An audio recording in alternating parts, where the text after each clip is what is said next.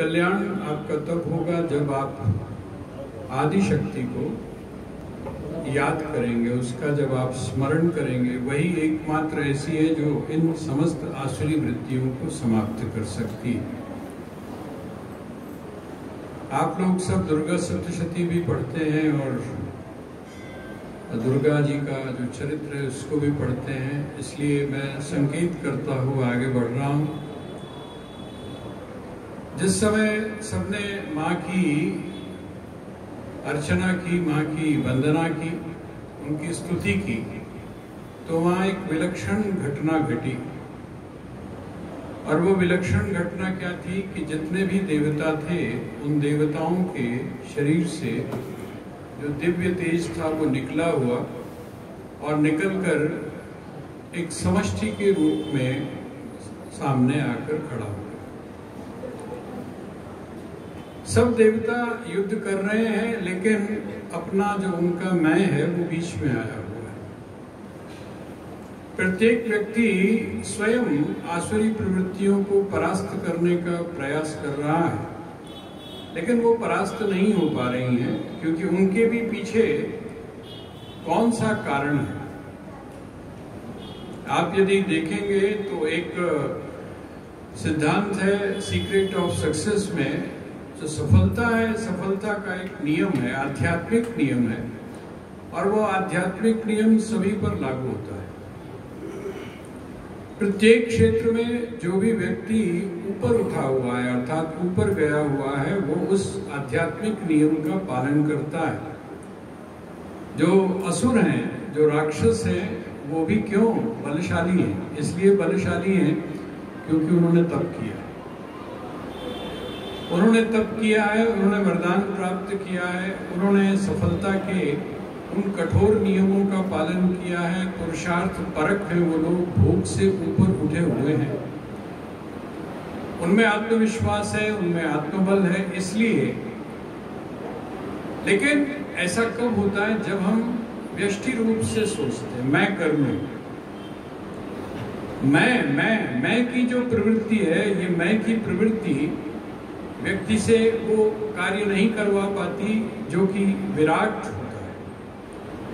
वहां पर मैं से ऊपर उठकर किसकी आवश्यकता होती है? हम की आवश्यकता होती है। जिस दिन हम व्यक्तिगत जीवन से लेकर हमारी आंख, हमारी नाक, हमारी कान अगर मैं से उठकर आगे नहीं बढ़ते, आंख सोचे मैं श्रेष्ठ हूं, जिह्वा सोचे मैं श्रेष्ठ हूं, कर्ण सोचे मैं श्रेष्ठ हूं, तो बात नहीं बनेगी। श्रेष्ठ कौन है? सबका मिल जाना, अर्थात सबकी जो समष्टि है, सबकी समष्टि ही मिलकर श्रेष्ठ बनी थी। वहां पर क्या हुआ? वहां पर वो जो करुणा थी, उस करुणा के रूप में समस्त जो देवता हैं, उनके देवताओं के शरीर से क्या निकला? दिव्य तेज निकला। और वो जो दिव्य तेज था वो किस रूप में परिवर्तित हो गया? तो कहते नारी के रूप में, नारी के रूप में परिवर्तित हो गया। क्यों नारी के रूप में परिवर्तित हुआ? उसका कारण बड़ा स्पष्ट है। उसका कारण यह है कि माँ जो है वो अपनी संतान के लिए गड़ जाती है। आपने देखा होगा कभी, अगर आप गौर से देखें तो एक छोटी सी जो हिरनी है, वो हिरनी भी अपने बच्चे के लिए सिंग से भिड़ जाती है। यह है मातृत्व। इसका मतलब जिसमें दया है, जिसमें ममता है, जिसमें करुणा है, ये सारी चीजें समस्त दैवी गुणों से जो संपन्न है, जिसको देवी संपदा के नाम से श्रीमद् भगवत गीता में कहा गया, वो कौन है? तो वो स्त्री है, वो नारी है। इसीलिए हमारे यहाँ जो कन्या का पूजन, सुबह आप बड़े विस्तार से सुन रहे थे, कन्या पूजन की जो विधि है उसका अर्थ क्या है? ये कन्या पूजन का अर्थ यह है कि हम देश के, हम समाज के, हम समस्त विश्व के भविष्य की अर्चना कर रहे हैं। वहां पर हुआ, और वहां होने के बाद क्या हुआ? वो वहां पर नारी के रूप में प्रकट हुई। अब नारी के रूप में प्रकट हुई, आप वहां का वर्णन देखिए तो फिर क्या किया, समस्त देवताओं ने, जितने भी देवता थे, उन्होंने अपने जो दिव्यास्त्र हैं वो दिव्यास्त्र दिए। जितने भी देवता हैं उन्होंने अपने दिव्यास्त्र दिए। क्यों दिव्यास्त्र दिए? जैसा मैंने आपसे पहले कहा है कि शक्ति का अर्थ क्या है, ऊर्जा का अर्थ क्या है। जिस समय आप अपने नाम और रूप इससे आगे बढ़कर जिस समय कार्य करते हैं तो वो ऊर्जा या शक्ति के रूप में कार्य होता है। मातृशक्ति के रूप में हम यहाँ पर उपासना कर रहे हैं। मातृरूप के रूप में हम जिन दो पर्वों को मनाते हैं उनका संबंध किनके साथ में रहा है वो भी आप जानते हैं। अभी ये वाला जो चैत्र का है, इसके बाद नवमी जो तिथि है, उस नवमी तिथि को किसके साथ में संबंध है? जो नवमी है अर्थात जो चैत्र का नवरात्र है, इस चैत्र के नवरात्र का संबंध किसके साथ है? श्री राम के साथ, श्री राम के साथ है। और जिस समय आप शारदीय नवरात्र में जाते हैं तो वहां पर भी किसके साथ संबंध है? वहां पर भी विजयादशमी के रूप में भगवान राम के साथ संबंध है। श्री राम कौन है? श्री राम है सूर्य। श्री राम कौन है? श्री राम है जिसको हम बोलते हैं ज्ञान का तपता हुआ स्वरूप। आप लोग सुनकर आश्चर्य करेंगे, मैं जिस समय वाल्मीकि रामायण का पाठ कर रहा था तो एक जगह मुझे बड़ा जबरदस्त झटका लगा। रामो विग्रहवान धर्म, ये जो एक कोटेशन है, जहां जहां धर्म है, इसका मतलब क्या हुआ? विजय किसकी होती है? धर्म की होती है। विजय किसकी होती है? जिसके पास में बल होता है। बल किसके पास में होता है? जिसके पास में धर्म होता है। और धर्म का जो साक्षात विग्रह है वो कौन है? मर्यादा।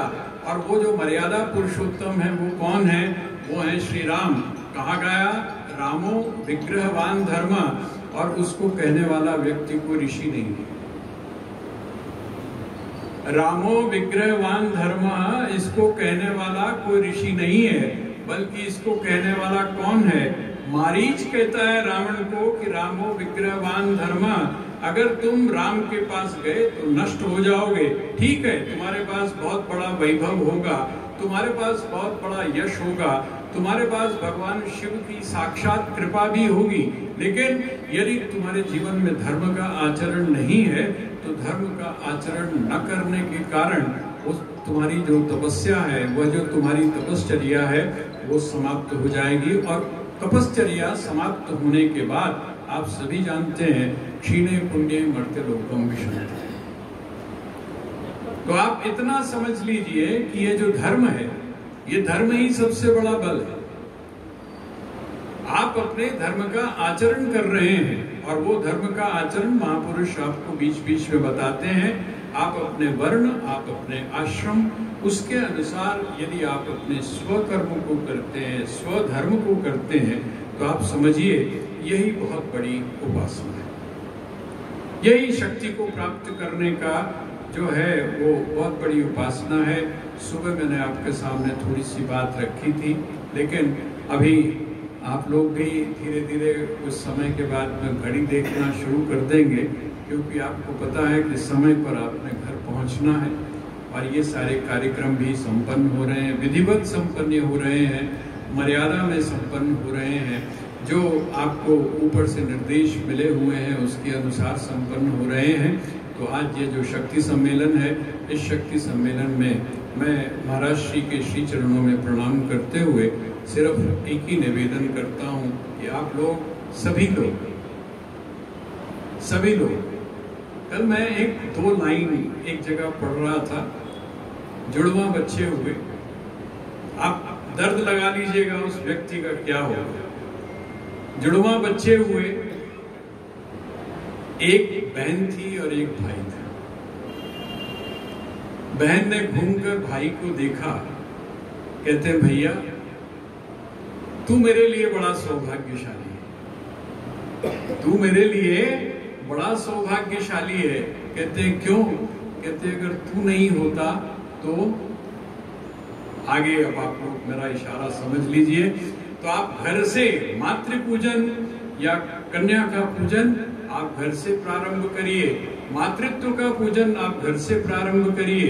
जिस दिन आपने मातृत्व को सम्मान देना शुरू कर दिया, आप ध्यान रखिएगा वो जो वाक्य है यत्र नार्यस्तु पूज्यन्ते रमन्ते तत्र देवता, वो बिल्कुल साकार हो जाएगा।